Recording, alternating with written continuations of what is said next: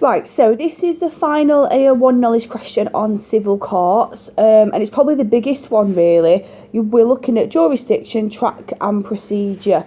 So the jurisdiction of the civil courts, i.e. power, what power do they have, the three-track system and the procedure for putting a claim in. Right, so your first bit's jurisdiction. As I've said, this just means power. So we're talking about what power do the county court have and then what power do the high courts have. So these are your civil courts and they're dealing with civil cases. Okay, right, there's 230 county courts in England and Wales. They contain two types of judges, district judges and circuit judges.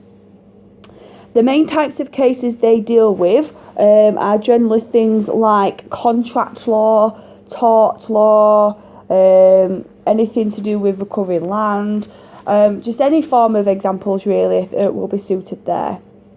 Partnerships, trusts and inheritance up to £30,000. Some county courts have additional power. Now the additional power is to hear things like divorce, to hear when somebody's gone bankrupt so they've got no cash anymore. They need a little bit of extra power to be dealing with things like that. Okay, they can deal with personal injury up to £50,000, and very rare they will deal with fraud cases that will have some form of jury there, but not often would we do that.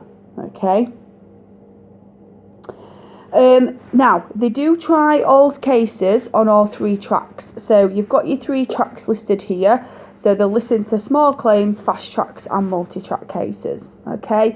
The county court only has the power to deal with cases up to £50,000. So if it's a multi-track case that's more than £50,000, it needs to go here. It needs to be the High Court instead. Okay. Right, the High Court's based in London then, but what we do have is we have judges generally sitting in most towns. So this is why it says there's 26 judges. It's got 3 divisions which we'll look at, and it hears high value cases such as anything over £50,000. Also hears appeals from the county, because in a hierarchy you've got your county court and then your High Court is the next court up. So if you're not happy with the verdict here, you don't like how much compensation you've got, you'll appeal up to the High Court as a result. Okay.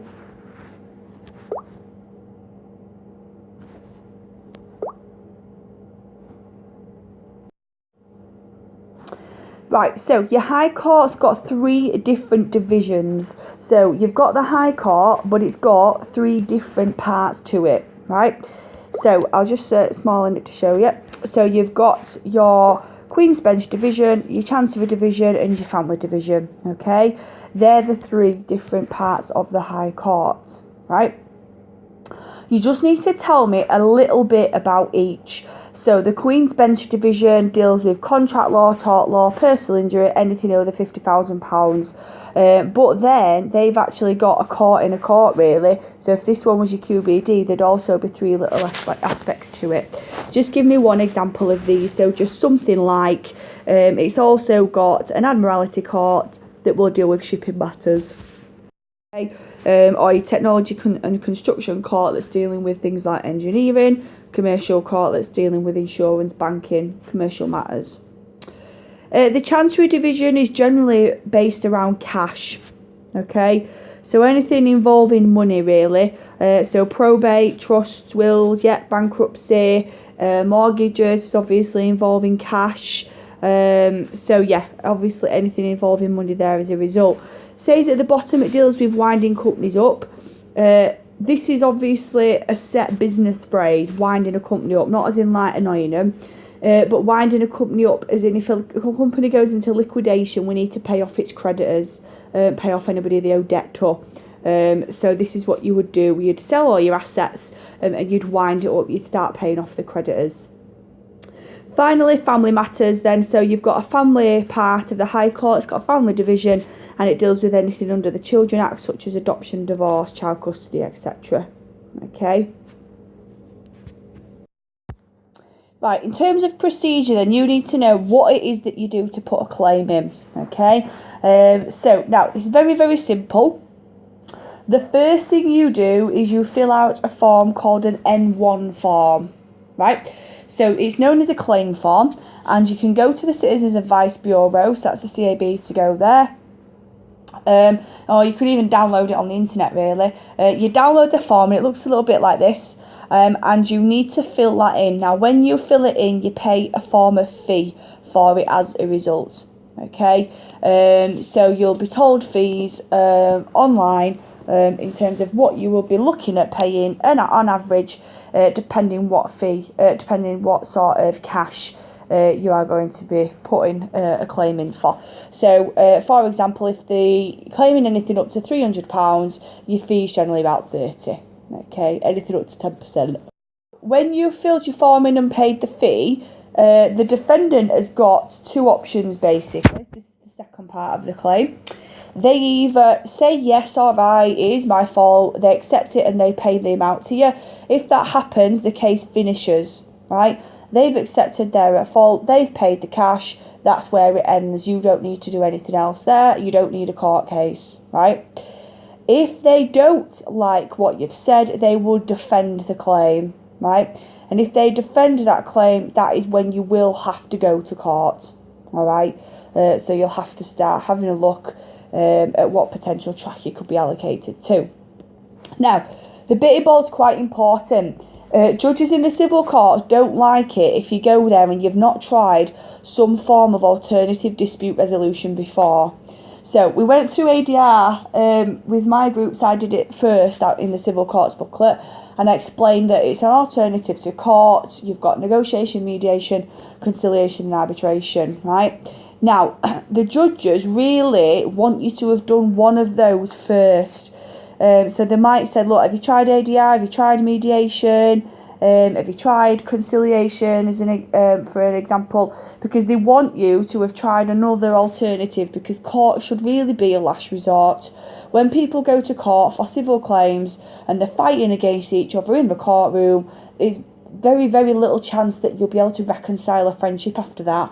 And you'll probably despise each other. So really what they want is that they want you to have tried something else first in the hope that that works. Okay, so if you're shoving your claim in, you're paying your fee, it's getting sent in and you've not tried ADR first, don't be surprised if the judge says, well, you need to do ADR first and we want to see some evidence that you've tried something else. Okay, so very, very short sentences on procedure. You fill out an M1 form, you pay a fee, they either accept it and give you the cash, or unfortunately they don't accept it, so you're gonna have to go to court.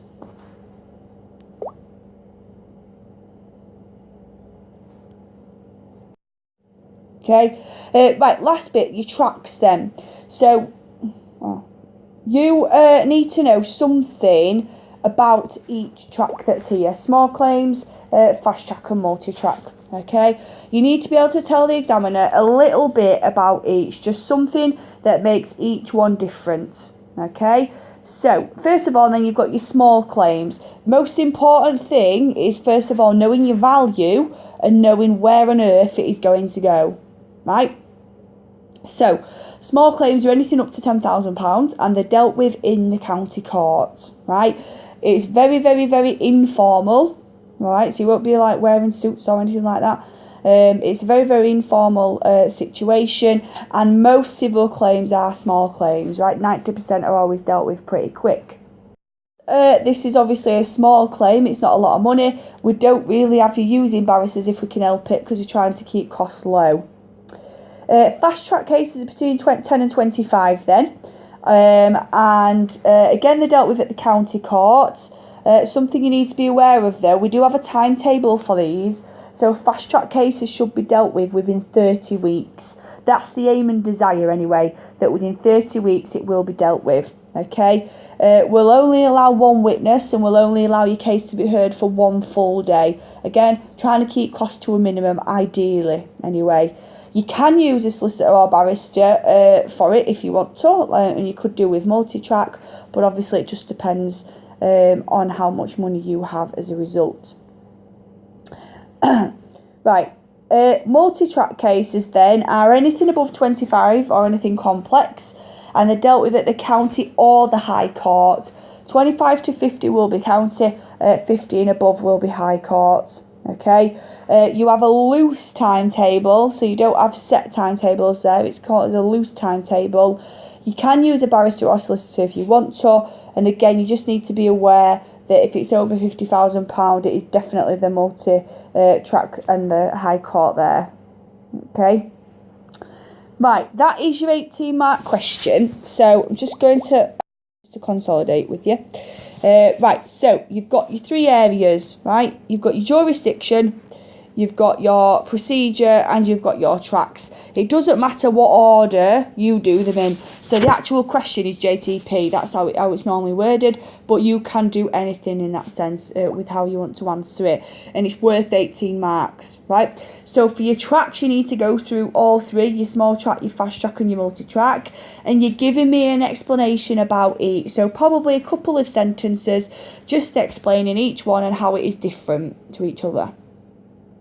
Your procedure is very, very simple. Talk about your N1 form and your fee, and then talk about the options that the defendant would have. Okay, either pay it and say, yeah, all right, it's my fault, I hold my hands up, or they won't do, and you'll have to go to court.